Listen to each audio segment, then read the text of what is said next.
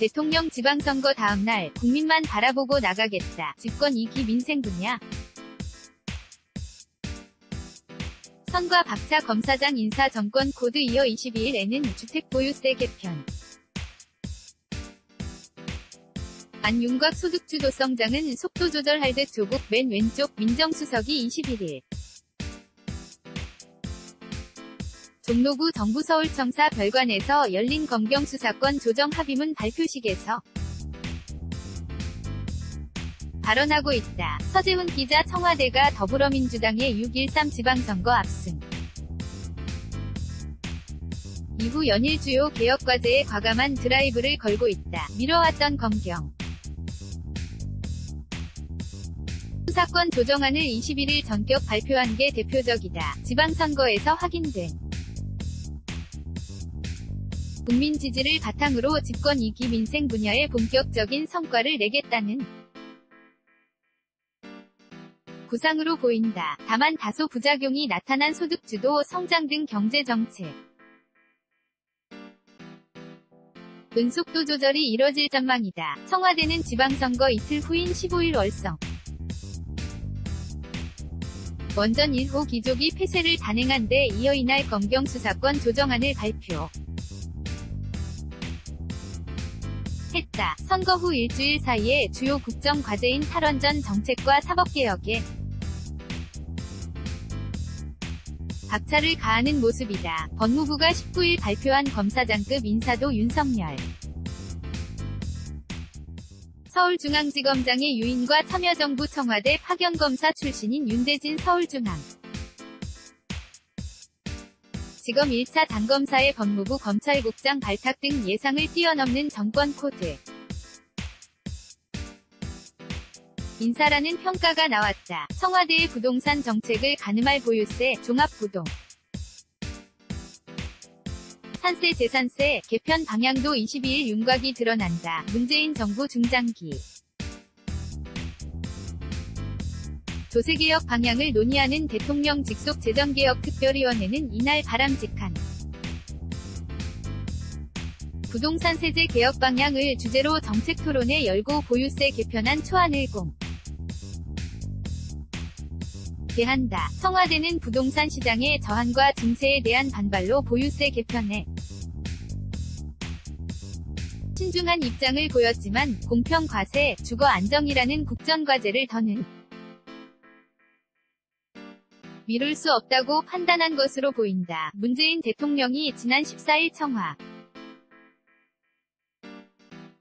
대여민관 소회의실에서 국가안전보장회의 NSC 전체회의를 주재하며 발언 하고 있다. 청와대 제공 청와대가 해묵은 난제들을 쾌도난마처럼 처리하는 자신감의 배경에는 6.13 지방선거 결과를 통해 정부 정책에 대한 국민 지지를 확인했다는 평가가 자리잡고 있다. 문 대통령이 지방선거 다음 날인 14일 지켜야 할 약속들과 풀어가야 할 과제들이 머릿속에 가득해 쉽지 많은 않지만 국정의 중심에 늘 국민을 놓고 국민만을 바라보고 나가겠다. 고 밝힌 것도 민심을 바탕으로 국정을 풀어두겠다는 뜻으로 해석된다. 집권 2년차인 올해는 과감한 개혁과제 이행으로 정책 성과를 본격 창출하는 4년차 도약기로 넘어가기 위한 준비를 모두 마쳐야 하는 시기다. 문재인